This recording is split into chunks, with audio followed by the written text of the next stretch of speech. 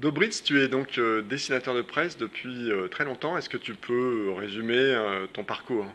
Ben, moi, je suis arrivé à Paris, j'avais 18 ans avec mon carton à dessin. Et le premier journal, je pensais que je faisais de la bande dessinée à l'époque. Et je suis parti voir Pilote, qui se trouvait du côté de Neuilly, pour montrer mes dessins au rédacteur en chef. Je crois que c'était Guy Vidal à l'époque.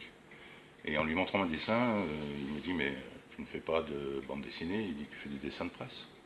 Et comme Monsieur Jourdain faisait de la prose sans le savoir, moi je faisais du dessin de presse sans le savoir. Donc je suis descendu en quittant le journal, je suis allé dans un kiosque acheter deux trois journaux, voir ce que c'était, le dessin de presse, parce que mes parents ne lisaient pas de journaux.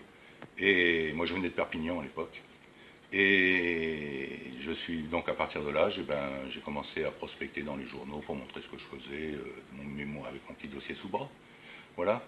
Mais à l'époque, c'était quand même, c'est pas pour jouer les vieux cons, mais c'était quand même plus facile. Tu rencontrais, moi je me souviens, je dis ça aux jeunes dessinateurs, je me souviens d'avoir téléphoné au Monde, d'avoir eu un rendez-vous avec Fauvet, qui était quand même le directeur de la rédaction du Monde. Tu avais quand même accès à des gens qui avaient le pouvoir.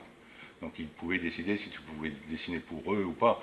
Bon, quand Fauvet m'a vu, il m'a dit que ça correspondait pas à ce que je faisais. C'était dans les années, c'était bien avant Plantu. Il n'y avait pas de dessin encore pratiquement dans le monde à l'époque. Voilà, donc tu avais la chance dans ces années-là de rencontrer les gens qui décidaient, quoi. Mais j'en ai rencontré des gens qui me disaient continuez, continuez, mais qui ne me prenaient pas mes dessins. Voilà. Alors, tu as publié surtout dans quels journaux? Alors moi, bon, j'ai eu une carrière très prolifique, puisque je crois pas, j'en suis sûr, j'ai publié un peu plus de 30 000 dessins, et j'ai travaillé dans plus d'une centaine de journaux. Mais les gros journaux dans lesquels j'ai travaillé, où je suis resté assez longtemps, je suis resté 13 ans à la Croix, j'ai 28 ans, 28, 29 ans au Figaro, j'ai travaillé 5 ans pour Télé 7 jours, j'ai travaillé dans un journal qui s'appelait Télécassette aussi, où je suis resté une dizaine d'années. Puis après, bon, tu travailles dans plein de journaux, comment pourrais-je dire, de façon épisodique, puisque tu as la carte de presse, tu es pigiste, bon, ben, tu fais le travail de Nouvelle Obs, au Point, l'Express, travailler à la vie ouvrière, enfin j'en ai fait tellement que j'en oublie beaucoup. Alors, on peut pas dire que tu fasses du dessin éditorial. Comment tu qualifierais ton dessin ou tes dessins Voilà, alors c'est vrai que c'est ce que j'expliquais précédemment de jeunes dessinateurs. Soit tu fais des dessins éditoriaux, ce que je faisais à Télé 7 jours par exemple. J'avais une rubrique qui s'appelait l'humeur du zapper, ou un truc, je crois que c'est ça, ou le clin d'œil de Dobré, je ne sais plus ce qu'ils avaient trouvé, où je faisais un dessin sur l'actualité de la télévision. Mais là, je pouvais faire ce que je voulais. Mais c'est vrai que si tu veux, il y a une autre partie de mon métier qui consistait où je travaillais sur des papiers, sur des articles. Mais je ne lisais pas les articles. C'est-à-dire qu'on me donnait juste le titre. Parce que d'abord, l'article, quand tu travailles dans un quotidien, moi je travaillais sur place au Figaro, l'article n'est pas écrit les trois quarts du temps. Le journaliste est en train d'écrire pendant que toi tu es en train de dessiner. Mais bon, tu es assez au fait de l'actualité pour savoir de quoi il va causer de toute façon. Et je n'ai jamais eu un dessin censuré au Figaro. J'ai toujours fait ce que je voulais. Bon, après, il était visé évidemment quand je faisais un dessin international, il était visé par Gisbert.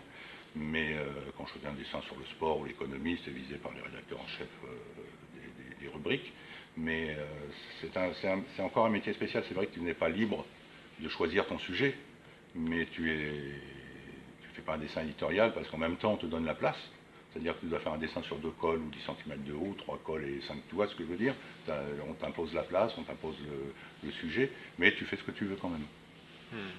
Alors, tu fais des dessins très épurés avec beaucoup d'aplats avant de te mettre à la couleur. Là, en ce moment, tu exposes des dessins en couleur.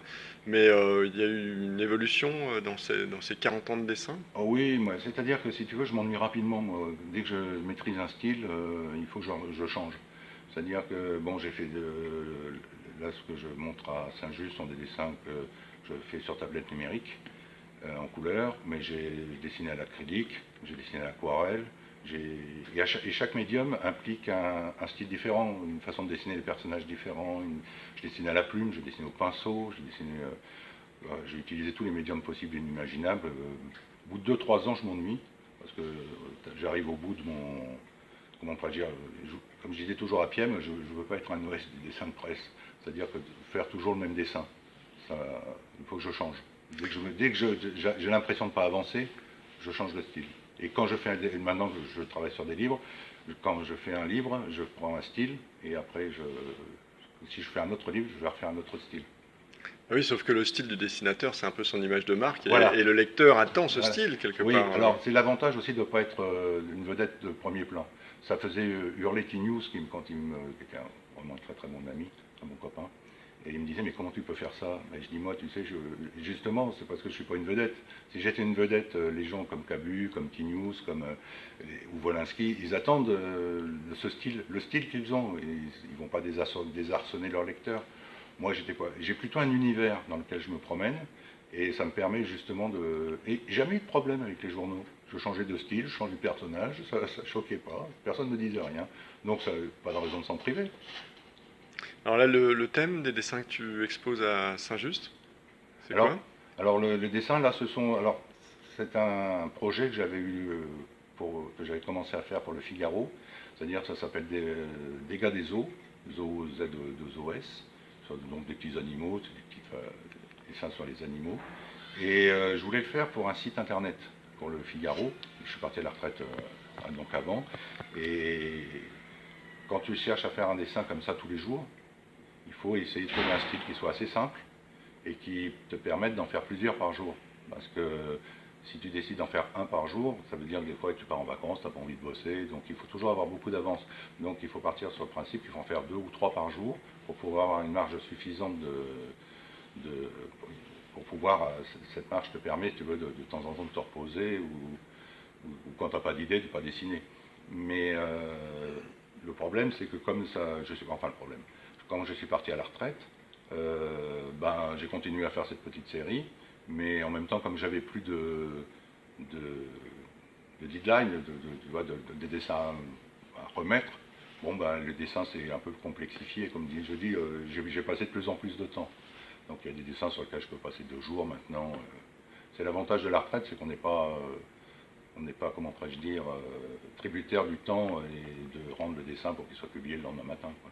Donc il y a des dessinateurs qui simplifient leurs traits tout au long de leur carrière, et toi c'est l'inverse, Voilà, tu prends le temps voilà, moi de faire de la peinture. voilà, j'aime bien prendre le temps maintenant.